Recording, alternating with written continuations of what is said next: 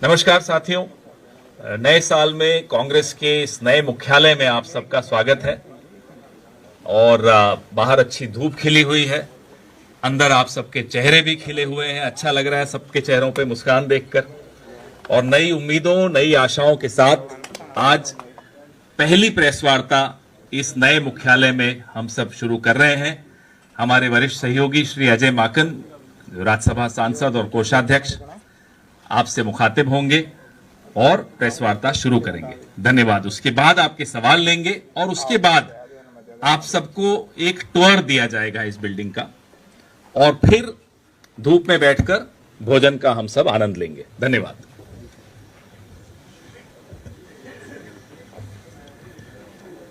धन्यवाद पवन खेड़ा जी। उपस्थित साथियों, आप सब लोगों का बहुत बहुत स्वागत है। आज हम आपका परिचय लोकतंत्र के एक मंदिर से करवाएंगे। वर्तमान में देश का सबसे बड़ा विपक्षी दल और पूर्व में जिस दल का इतिहास और आजादी का इतिहास पर्यायवाची है, उसके मुख्यालय इंदिरा भवन से हम आपका परिचय आज कराएंगे। 19 नवंबर 2007 को यह जमीन भारत सरकार ने हमें आवंटित की थी। इसका शिलान्यास 2009 में हुआ और अंततः 14 जनवरी 2025 को कंप्लीशन कम ऑक्यूपेंसी सर्टिफिकेट प्राप्त हुआ और 15 जनवरी को हम लोग यहाँ पे आ गए और आज आप सब लोगों को यहाँ पर पहली प्रेस वार्ता के लिए आमंत्रित किया है। साथियों, किसी भी लोकतंत्र में विपक्ष का मजबूत होना सबसे बड़ा महत्वपूर्ण कर्तव्य होता है।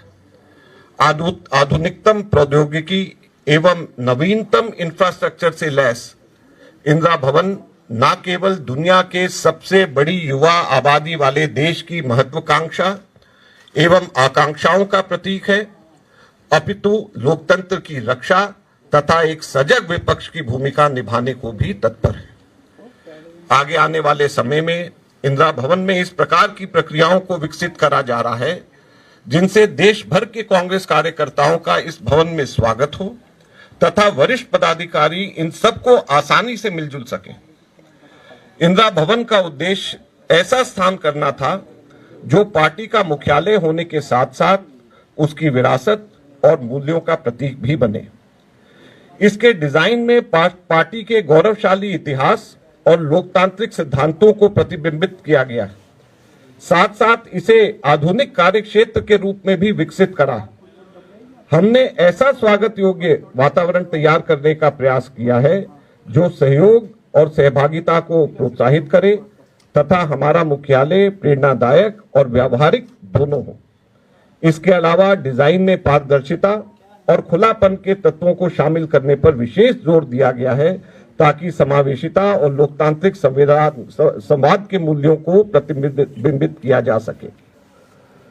5 मंजिल इमारत कुल 2100 वर्ग मीटर में है। इसमें 276 सीट्स का अपना ऑडिटोरियम है, बहुत सारे मीटिंग रूम्स हैं, कॉन्फ्रेंस हॉल्स हैं।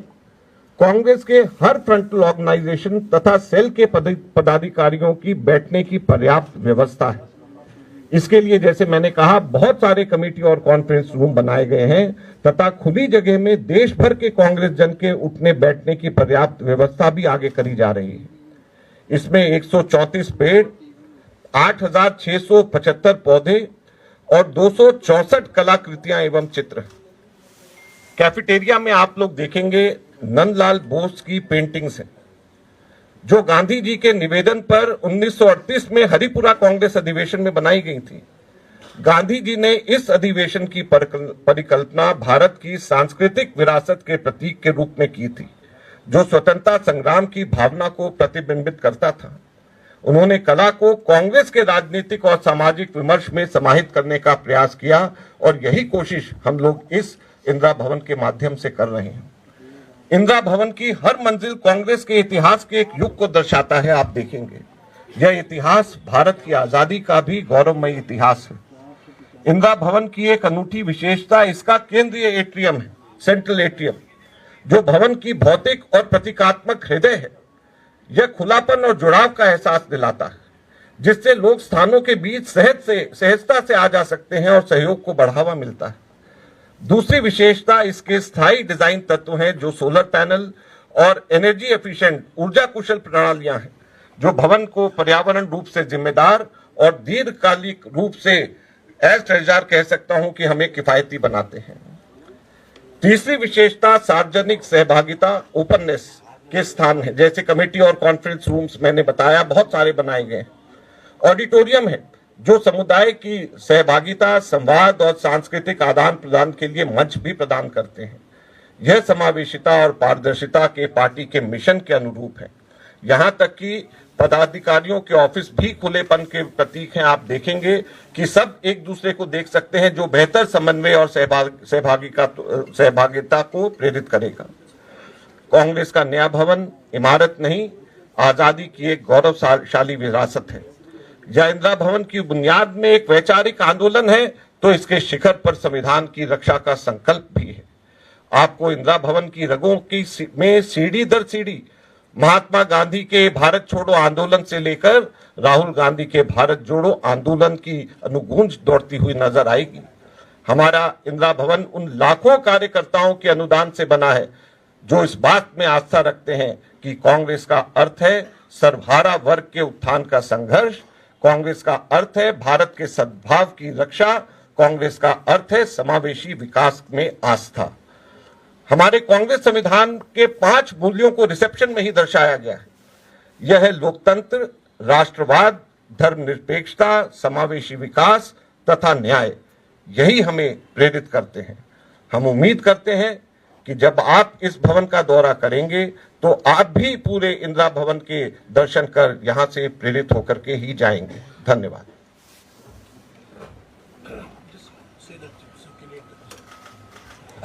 जो अभी अजय माकन जी ने इस भवन के विषय में और हमारी इंदिरा भवन का जो विरासत के विषय में आपसे चर्चा की, इसकी प्रेस नोट अभी आपके पास आ रहा है। अब जयराम रमेश जी, आप कुछ कहना चाहेंगे? आपके सवाल, ताकि फिर उसके बाद दौरा शुरू कर सके।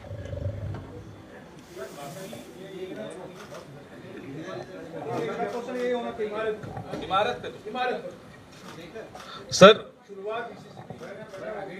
सर सर कौन सा गेट?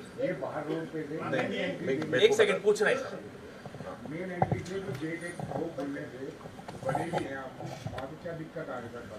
अभी तो खुले नहीं। देखिए, सबसे पहले तो मैं इसके जवाब से पहले ये आपको बताऊं कि मेरे लिए आज बड़ी खुशी की बात है कि इस भवन की जमीन को आवंटित करते समय मैं केंद्र के अंदर शहरी विकास मंत्री था, तो इसकी फाइल पे मेरे साइन हुए और पहली प्रेस कॉन्फ्रेंस भी मैं कर रहा हूं, तो आपके सवाल का मैं बहुत अच्छे से जवाब दे सकता हूं। इस बिल्डिंग का एड्रेस 9A कोटला रोड है, जिसकी गेट ये है। आप जिस गेट की बात कर रहे हैं वो इस बिल्डिंग का फ्रंट गेट नहीं है। इस बिल्डिंग का front gate 9A Kotla road पे है। धन्यवाद। सर इधर सर, जयराम सर। इतनी बड़ी इमारत में इतनी छोटी कमरा क्यों बनाया मीडिया के लिए?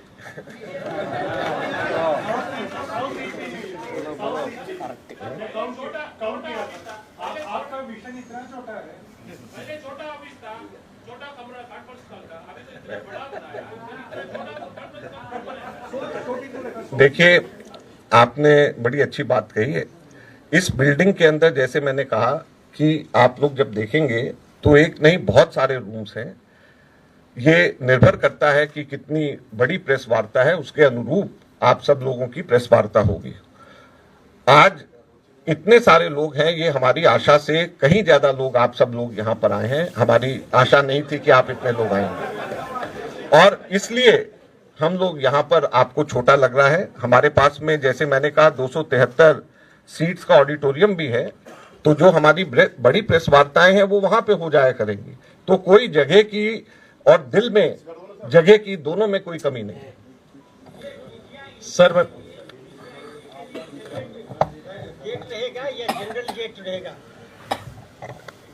ये मीडिया एंट्री के लिए एक्सक्लूसिव गेट रहेगा। आप लोगों की देखभाल के लिए अच्छे से इंतजाम यहाँ पर किए जाएंगे, आपका स्वागत होगा और कहीं ज्यादा बेहतर स्वागत होगा, उससे भी कहीं ज्यादा बेहतर स्वागत होगा जो भाजपा के ऑफिस में होता है। सर माकन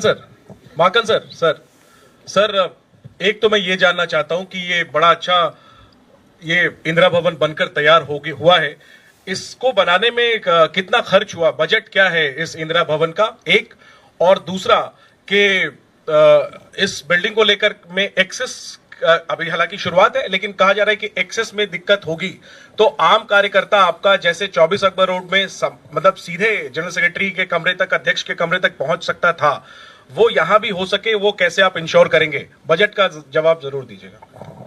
दोनों चीजों का जवाब देंगे और आपकी संतुष्टि होगी, मैं ये समझता हूं।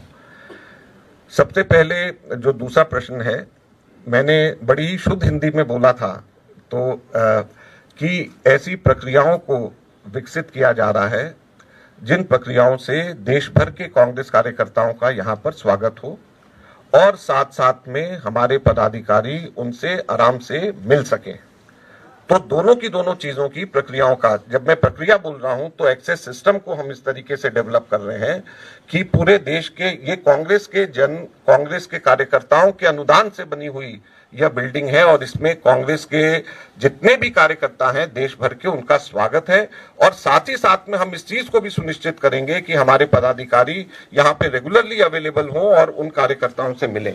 इसके लिए जो मॉडर्न कंसेप्ट हैं, जैसे कमेटी रूम्स का, जहां पर सब कार्यकर्ता इकट्ठे आ सकें, वहां पे वो मिल सकें, ये ओपन स्पेस जो आप बाहर अभी देख रहे हैं, ये ओपन स्पेस के अंदर हम लोग चेयर्स का और इसको प्रॉपर होने एक कवरिंग की भी हम व्यवस्था कर रहे हैं ताकि सब लोग आ सकें, आप लोग भी यहाँ पर आ सकें और हमारे कार्यकर्ताओं को ये महसूस कराया जाएगा कि उनका इस ऑफिस के अंदर स्वागत है और हमारे सीनियर ऑफिस बेरर्स उनसे मिले। इस प्रकार की प्रक्रियाओं के ऊपर हम लोग काम कर रहे हैं। और दूसरा आपका प्रश्न यहाँ के खर्चे का है, तो खड़गे जी ने भी उस दिन बोला था कि कुछ उधार अभी बाकी है, लेकिन हम ये मानते हैं कि लगभग 200 से 225 करोड़ के बीच में इस बिल्डिंग के ऊपर खर्च हुआ है। और जैसे मैंने आपको कहा कि इस बिल्डिंग को 2007 में आवंटित हुआ है, तो ये लगभग 2007 से लेकर के 2025 आज 17-18 वर्षों के अंदर ये पैसा हम लोगों का कुल 200 से लेकर 225 करोड़ के बीच में खर्च हुआ है। लेकिन इसके साथ में मैं ये भी जरूर जोड़ना चाहूंगा कि हम देश के प्रमुख विपक्षी दल हैं और जो देश का मुख्य दल है, जो कि देश के अंदर सत्ताधारी दल है भारतीय जनता पार्टी, उसके ऑफिस और उसके तमाम आरएसएस के जितने ऑफिसेज हैं दिल्ली में, अगर उनका खर्चा सब जोड़ लिया जाए तो ये उसका 5वां हिस्सा भी नहीं होगा जो हम लोगों ने इस बिल्डिंग के ऊपर खर्च किया है। तो देश के प्रमुख विपक्षी दल को, जैसे मैंने पहले भी कहा, हम लोगों ने कोशिश करी है कि यहाँ पे हमारे देश के तमाम कार्यकर्ताओं का स्वागत भी हो, लेकिन प्रौद्योगिकी के तौर के ऊपर, टेक्नोलॉजी के तौर के ऊपर भी एक सजग और सशक्त विपक्षी भूमिका निभाने के लिए यह बिल्डिंग हर तरीके से जो रूलिंग पार्टी है उसको और जवाब देने के लिए तैयार रहे और सजग प्रहरी के रूप में, लोकतंत्र के सजग प्रहरी के रूप में भी काम कर सके। माकन जी, केवल भवन पर टावर के बारे में, बीजेपी के भवन भी हैं, उनके टावर भी हैं और हमारा एक ही है जिसमें सभी के सभी फ्रंटल ऑर्गेनाइजेशन, सभी सेल्स और सभी जितने भी ऑर्गेनाइजेशन है, सब एक ही बिल्डिंग के अंदर एक साथ में काम करें। इस चीज को भी आप लोग कृपया ध्यान दें। मगन जी, मेरा सवाल मुख्यालय को लेकर तो हो गया।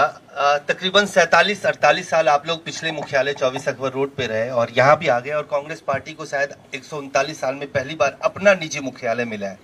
मेरा सवाल यह है कि मुख्यालय का तो ट्रांजिशन हो गया, जो आइडियोलॉजिकल ट्रांजिशन हुआ है कांग्रेस पार्टी के विचारधारा में और खासतौर से हाल के सालों में, इस नए मुख्यालय में आने वाले वक्त में जो कभी कांग्रेस पार्टी एकला चलो करती थी, अब बैसाखी के सहारे चल रही है, क्या इस नए मुख्यालय से वैचारिक स्तर पर कांग्रेस पार्टी में कोई बदलाव देखने को मिलेगा? और खासतौर से मेरा सवाल दिल्ली विधानसभा के संदर्भ में है, जहां कांग्रेस पार्टी अकेले चुनाव लड़ रही है। कभी आप लोग लोकसभा चुनाव में साथ मिलकर आम आदमी पार्टी के साथ लड़ रहे थे।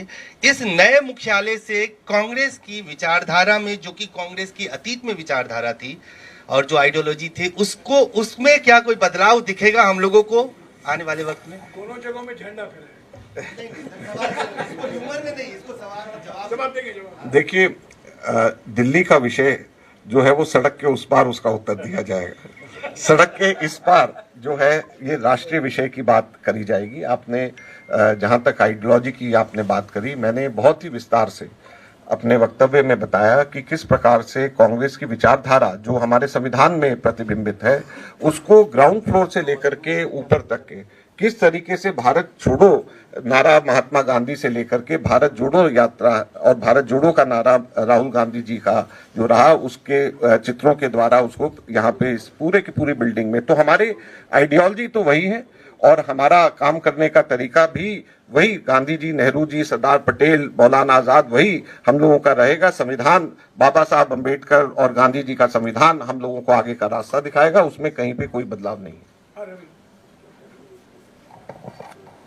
अजय जी, सवाल मेरा थोड़ा आगे बढ़कर उससे है कि जिस तरह से राहुल गांधी नई दिल्ली में अपना पहला कार्यक्रम करने जा रहे हैं, क्या ये माना जाए कि पूरे इंडिया अलायंस ने आम आदमी पार्टी को लगभग लोगों ने सपोर्ट किया है? वैसी स्थिति में एक मैसेज है कि हम आमने सामने की लड़ाई करने जा रहे हैं और धड़कन बढ़ा रहे हैं आप केजरीवाल जी की। देखिए, आप एक चीज ये समझ लें कि दो जगहों के ऊपर, अब आपने सवाल पूछा ही है तो मैं उत्तर दूं।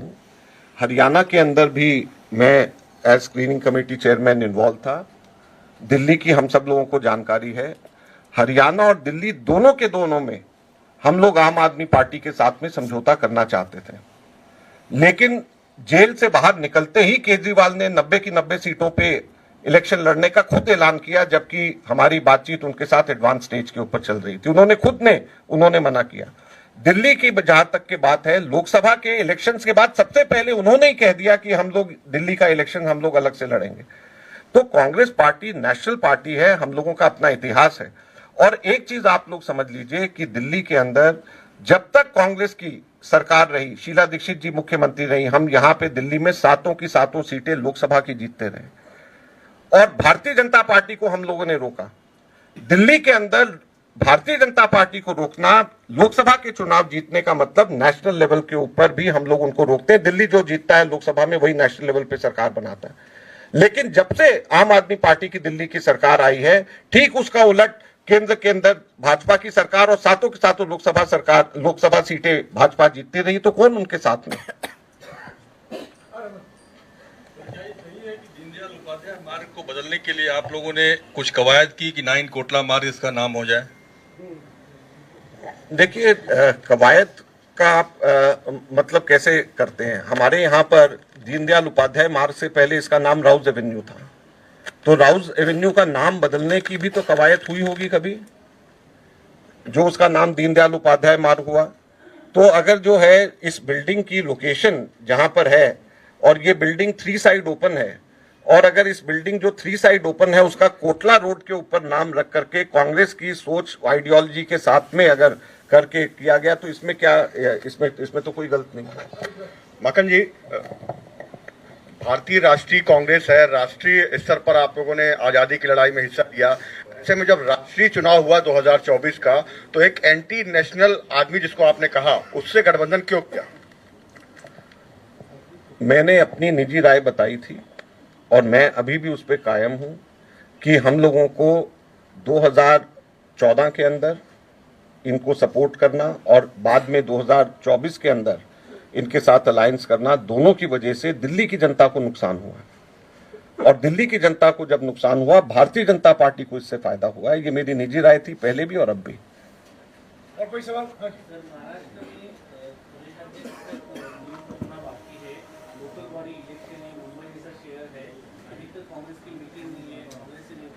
ये सवाल बाद में करें, ये सवाल और कुछ सवाल? बिल्डिंग को लेकर, बिल्डिंग को लेकर। जयराम जी, मेरा सवाल है। जहाँ बिल्डिंग स्थित है उसको लेकर। जयराम जी, मेरा सवाल है। जयराम जी, नई बिल्डिंग में बैठे हैं, लेकिन सवाल ये है कि 2015 में 8 सीटें जब आई थी आपकी, तेरह में इस बार अगर हंग असेंबली आती है, कभी ऐसा होता है तो आप फिर केजरीवाल के साथ जाएंगे क्या? इस बात की कोई संभावना है अजय माकन जी? देखिए, मैं यहाँ पर बैठ करके अपने, क्योंकि मैं दिल्ली से राजनीति करता हूँ, दिल्ली में मैं 3 बार का विधायक और 2 बार का सांसद रहा, तो मैं अपनी बात में जरूर कहना चाहूँगा कि केजरीवाल का आगे बढ़ना भारतीय जनता पार्टी को मदद करता है। भारतीय जनता पार्टी के साथ मुकाबला करने के लिए राष्ट्रीय स्तर के ऊपर मजबूत कांग्रेस का होना जरूरी है। अगर नेशनल लेवल पे नेशनल ऑर्गेनाइजेशन विपक्ष के तौर के ऊपर मजबूत नहीं होगी, कमजोर होगी, तो भारतीय जनता पार्टी से कभी भी नहीं लड़ा जा सकता। इसलिए जैसे पहले भी और आगे भी आने वाले समय में कांग्रेस को मजबूत होना पड़ेगा भारतीय जनता पार्टी से लड़ने के लिए। कांग्रेस के अलावा मजबूती, कांग्रेस को कमजोर करके भारतीय जनता पार्टी से नहीं लड़ा जा सकता, ये सबको समझ लेना चाहिए।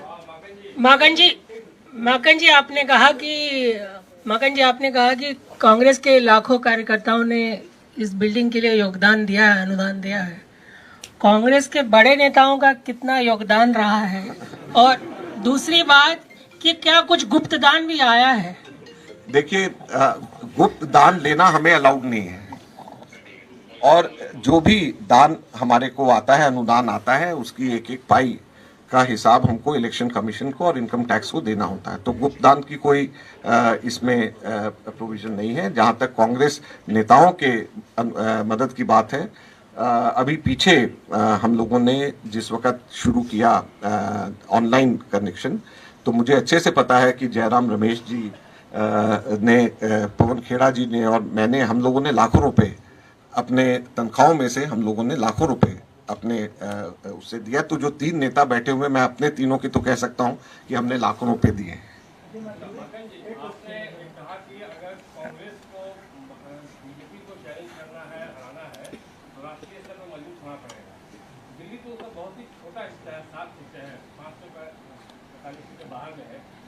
बाकी जगहों में जहाँ रीजनल पार्टी से आपका अलायंस है, कई बार पार्टी में निकला चलो का नारा उठता है, कई नेता पार्टी को अब अकेले अपने दम पर डालना चाहिए बड़े राज्यों में, आपको लगता है? देखिए, सबसे पहले तो मैं इस बात को नहीं मानता कि दिल्ली को आप छोटा राज्य समझ लें। अगर छोटा राज्य समझ रहे होते तो दिल्ली के आम आदमी पार्टी और अरविंद केजरीवाल को इतना वॉइस स्पेस आप लोग टेलीविजन चैनल्स और न्यूज़पेपर्स के अंदर देते हैं, आप उतना तो शायद किसी बड़े राज्य के मुख्यमंत्री को भी नहीं देते होंगे जितने दिल्ली के राज्य के एक मुख्यमंत्री को देते हैं। और ये आजादी के बाद से लेकर अब तक बगैर एक भी बार ऐसा कुछ हुए, निर्विवाद तौर के ऊपर ये रहा है कि जो दिल्ली में पार्लियामेंट इलेक्शन जीतता है वही नेशनल में गवर्नमेंट उसी की बनती है, और 7 में से जो 5 जीतता है, 6 जीतता है या 7 जीतता है, उसी की सरकार केंद्र के अंदर बनती है। तो इसलिए दिल्ली जो है वो, उसको छोटे या बड़े से मत समझिए, जो दिल्ली जीतता है वो पूरा देश के अंदर उसकी सरकार बनती है। और इसलिए हम ये कहते हैं कि आम आदमी पार्टी विफल रही है भाजपा को राष्ट्र के अंदर आने से। Sir, now that you've got a new headquarters here, what will be the status of the 24 Akbar Road premises, and will it get a new name now going forward? Well, we have not shifted as a whole. We are gradually shifting. It will take some time for us to shift as a whole. As far as status is concerned, I think it should be at par with 9A Ashoka Road. If BJP is keeping 9A Ashoka Road with it, so 24 Akbar Road also should be with the Congress party, as long as 9A Ashoka Road is with the BJP. Not only that, there are a large number of properties, including in Delhi, that belong to the pre-1969 Indian National Congress that were subject to litigation. There is now a Supreme Court judgment which says that all the pre-1969 property in which the Indian National Congress had operated from belongs to the Indian National Congress of today. So 7 Jantar Mantar Road, according to the Supreme Court judgment, belongs to the Indian National Congress. So an effort will be made, systematic effort, serious effort will be made to take possession of these properties that were subject to legal disputes but now clearly are the property of the Indian National Congress. क्या member जो बाकी के सहयोगी दल हैं, क्या उन्होंने Congress party पर कोई प्रेशर दिया था केजरीवाल को तो अलायंस लेने के लिए और आप लोगों के साथ करने के लिए? दूसरा सर, एक वो चीज क्लियर कर दीजिए, हरियाणा और दिल्ली में जो आपने कहा कि सारे उन्होंने ही उम्मीदवार उतार दिए, क्या असेंबली कंटेक्स्ट में, दोनों असेंबली कंटेक्स्ट में, असेंबली की मैं बात कर रहा हूं। और प्रेशर तो वो हमें तब हमारे को डालते जब वो अलायंस के लिए तैयार थे। उन्होंने तो पहले दिन जैसे ही लोकसभा खत्म हुआ उन्होंने दिल्ली के मुतल्लिक उनके स्टेटमेंट्स उनके आगे कि हम लोग अकेले जाएंगे, तो उन्होंने कहा, गोपाल राय ने, सबने बोला।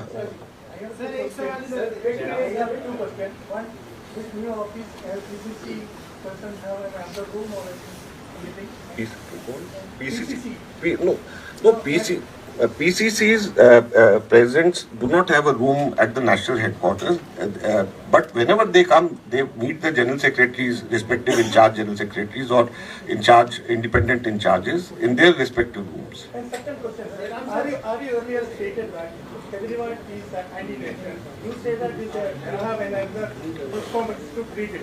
Till now you not. I will do it before the elections. पुराना जो आपका ऑफिस है सर, वहाँ से भी क्या आप ऑपरेट करेंगे, क्या आप उसको रिटेन करेंगे? देखिए, हमारे इतने सारे के सारे कागजात, इतने लोग एम्प्लॉय सब हैं, तो एक साथ सबके सब शिफ्ट नहीं होते, तो ये धीरे धीरे करके होगा, over a period of time होगा।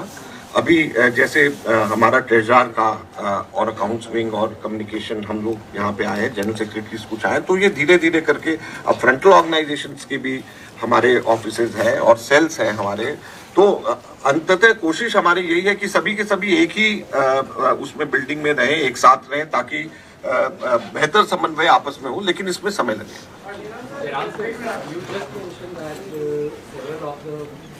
buildings in the national capital are the property of Indian National Congress. You also mentioned about 7 Jantar Mantar Road property. So that building is currently occupied by Janata Dal United. So will you ask Janata United to vacate that building? Supreme Court judgment is very clear. In the city of Bengaluru, a property was taken over by the Janata Dal secular. This was subject to litigation. After the Supreme Court judgment, the property has come into the possession of the Indian National Congress, and we have taken possession of that property. So I am saying that all properties which had been subject to litigation, and 7 Jantar Mantar Road is the most prominent example. It's a historic building. 7 Jantar Mantar Road relates to the history of the Indian National Congress as much as Anand Bhavan did. But because of a variety of reasons, including the splits that took place, the Indian National Congress didn't take possession of 7 Jantar Mantar Road. Our Congress President Mallikarjun Kharge ji on the 15th has announced in his speech that the Supreme Court judgment opens the door for the Congress to take possession of these properties, of which 7 Jantar Mantar Road also is a part. Sir network नहीं आ रहा है यहाँ पे, तो कुछ ये mic mute और network mute करने की तो कोई नहीं कोई नहीं, टीथिंग प्रॉब्लम्स तो रहेंगी ना। आज पहला है, कोई एक आध अगर कोई कमी रह गई हो तो हम माफी चाहते हैं, लेकिन कोई डेलिब्रेट कुछ भी नहीं है। माकन सर, आपने कहा कि दिल्ली बड़ा महत्वपूर्ण है, 7 MP रहते हैं, वही जो है केंद्र में रहती है। मेरा सवाल ये है कि इलेक्शन से पहले तो आपने अभी नहीं हुआ है, मैंने अभी उत्तर दिया है इसका ऑलरेडी, और मैंने कहा मेरी व्यक्तिगत राय है कि यहाँ पर हमारा किसी भी प्रकार से अलायंस नहीं होना चाहिए, और 2013 में सपोर्ट और 2024 में दोनों में हमारा अलायंस नहीं होना चाहिए, मेरी व्यक्तिगत राय। तो अब दौरा शुरू करते हैं। हमारे कुछ साथी आपको पूरी बिल्डिंग का दौरा कराएंगे, आपको दीवारों पे जो लिखा है वो वैसे ही समझ में आएगा, लेकिन और समझाएंगे भी, और उसके बाद ये सामने जो लॉन है यहाँ हम भोजन का आनंद लेंगे। धन्यवाद।